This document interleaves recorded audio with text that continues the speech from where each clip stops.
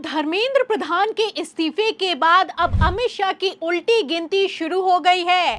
खबर है कि पहली बार मोदी सरकार राहुल गांधी की शर्तों के सामने सरेंडर हुई है। एक तरफ अमित शाह भरे सदन में जवाब देने के लिए मजबूर हैं, तो वहीं दूसरी तरफ लेटेस्ट रिपोर्ट ने कैसे गुजरात लॉबी की नींव हिलाकर रख दी है, आपको बताएंगे। लेकिन पहले कैसे भाजपाई विपक्ष के सामने घुटनों पर आ गए हैं, बिग ब्रेकिंग देखिए। तो लेटेस्ट खबर निकलकर सामने आई है कि जंतर मंतर प्रोटेस्ट में लाठी चार्ज पर जवाब देंगे अमित शाह। संसद में चर्चा के लिए सरकार तैयार हो गई है। तो धर्मेंद्र प्रधान के इस्तीफे के बाद एक बार फिर से मोदी सरकार घुटनों पर आ गई है। सोचा था कि मोदी शाह अगर सदन से गायब हो जाएंगे तो गतिरोध खत्म हो जाएगा, लेकिन फिलहाल कुछ ऐसा होता हुआ नजर नहीं आ रहा है। एक तरफ विपक्ष ने अमित शाह की धज्जियां उड़ाकर रख दी हैं, वहीं दूसरी तरफ गृह मंत्री भरे सदन में जवाब देने के लिए मजबूर दिखाई दे रहे हैं। जाहिर सी बात है कि भाजपाई मंत्री तो कह सकते हैं कि मजिस्ट्रेट के आदेश पर गोली चलाई गई, लेकिन अमित शाह ये नहीं कह सकते हैं, क्योंकि अगर मजिस्ट्रेट के आदेश पर गोली चलाई गई है तो गृह मंत्री क्या कर रहा था, सवाल तो इस बात का खड़ा होता है। फिलहाल इसीलिए नेता प्रतिपक्ष राहुल गांधी ने अमित शाह से उनका इस्तीफा मांग लिया है। राहुल गांधी का कहना है कि देश का गृह मंत्री या तो अयोग्य है या तो दोषी है। दोनों ही सूरतों में अमित शाह को इस्तीफा दे देना चाहिए। फिलहाल अब जब अमित शाह सदन में आएंगे तो जवाब देना होगा, बताना होगा कि आखिर किसके आदेश पर कॉकरोच जनता पार्टी पर पैलेट गन, AK-47, आंसू गैस के गोले और लाठी चार्ज किया गया। अब पहले तो अमित शाह इन सवालों का जवाब देने से भाग रहे थे, लेकिन अब जब सदन में चर्चा होगी और अमित शाह मानसून सत्र में पहली बार सदन की कार्रवाई में शामिल होंगे तो बवाल होना लाजमी है। फिलहाल इन्हीं सवालों से अमित शाह भाग रहे हैं, इसीलिए पहले से ही माहौल बनाया जा रहा है। आपको बता दें कि संसदीय कार्य मंत्री किरण रिजिजू की तरफ से बयान निकलकर सामने आया है कि जब अमित शाह सदन में भाषण देंगे तो विपक्ष को किसी तरह का कोई व्यवधान नहीं डालना है, डिस्टरबेंस नहीं करना है। अमित शाह जो बोलेंगे वो पूरी तरह से सुनना ही पड़ेगा। तो आप अच्छे से जानते हैं कि जब नेता प्रतिपक्ष राहुल गांधी बोलते हैं तो प्रधानमंत्री से लेकर गृह मंत्री और पूरा भाजपाई तंत्र सदन में खड़ा हो जाता है, लेकिन नेता प्रतिपक्ष राहुल गांधी को रोक पाना भारतीय जनता पार्टी के बस की बात नहीं है। ठीक इसी तरीके से अमित शाह भी सदन में तेज तर्रार भाषण देते हैं, लेकिन इस बार अमित शाह की भी हालत खराब दिखाई दे रही है। एक तरफ धर्मेंद्र प्रधान का इस्तीफा हुआ है, वहीं दूसरी तरफ अमित शाह की कुर्सी फंस गई है।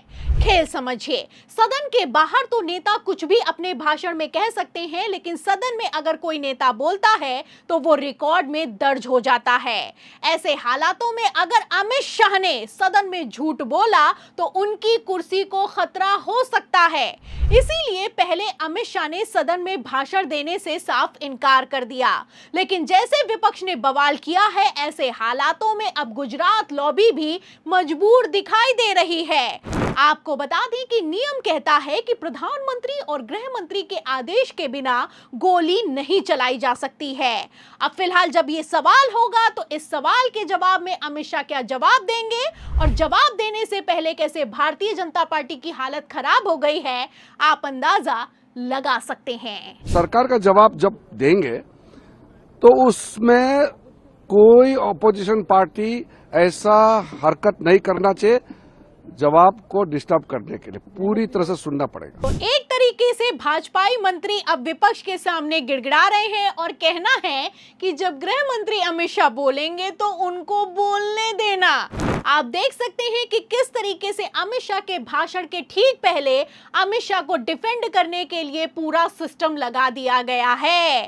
संसदीय कार्य मंत्री किरण रिजिजू की तरफ से बयान निकलकर सामने आया है कि छात्रों पर जब संसद में अमित शाह बोलेंगे तो विपक्ष चर्चा से भागे नहीं।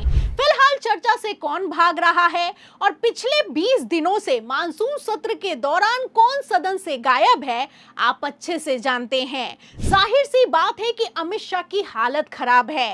अमित शाह अगर सदन में जवाब देंगे नहीं तो सदन की कार्रवाई आगे नहीं बढ़ेगी। ऐसे हालातों में एक तरफ अमित शाह घुटनों पर आए हैं, वहीं दूसरी तरफ आलम तो ये हो चुका है कि भारतीय जनता पार्टी परिसीमन बिल पर राहुल गांधी से समर्थन मांग रही है। फिलहाल राहुल गांधी की तरफ से शर्त रखी गई है कि जब तक अमित शाह सदन में जवाब नहीं देंगे तब तक कार्रवाई आगे नहीं बढ़ेगी। अब राहुल गांधी की शर्तों के सामने जैसे मोदी शाह सरेंडर हुए हैं, ऐसे हालातों में आप अंदाजा लगा सकते हैं कि कैसे परिसीमन बिल भारतीय जनता पार्टी के लिए नाक का सवाल बन चुका है। मतलब इसी बिल को पारित करवाने के लिए पहले तो गृह मंत्री अमित शाह की तरफ से विपक्षी पार्टियों में तोड़फोड़ की गई। उसके बाद जब 2/3 नंबर पूरा हो नहीं पाया तो भाजपाई तंत्र अब विपक्ष के सामने घुटनों पर आ गया है।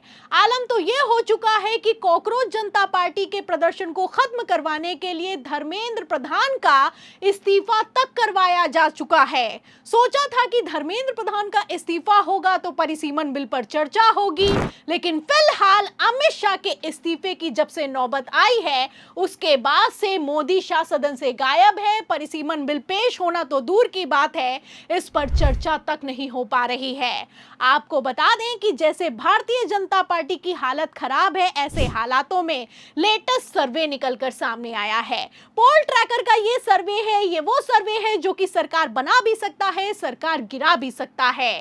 इस सर्वे के मुताबिक अगर आज चुनाव हो जाए तो आप देख सकते हैं कि एनडीए को 240, वहीं इंडिया गठबंधन को 280 सीटें मिलती नजर आ रही हैं लोकसभा चुनावों में। इतना ही नहीं, प्रधानमंत्री के तौर पर पहली पसंद में आप देख सकते हैं कि मोदी जी को 42%, वहीं राहुल गांधी को 58% लोगों ने पसंद किया है। तो जैसे सर्वे हैं, जैसे मोदी शाह के हालात हैं, जैसे अमित शाह राहुल गांधी के सामने सरेंडर हो गए हैं, ऐसे हालातों में जब अमित शाह का सदन में भाषण होगा तो अमित शाह क्या बोल पाएंगे और क्या मोदी सरकार विपक्ष के सवालों का सामना कर पाएगी?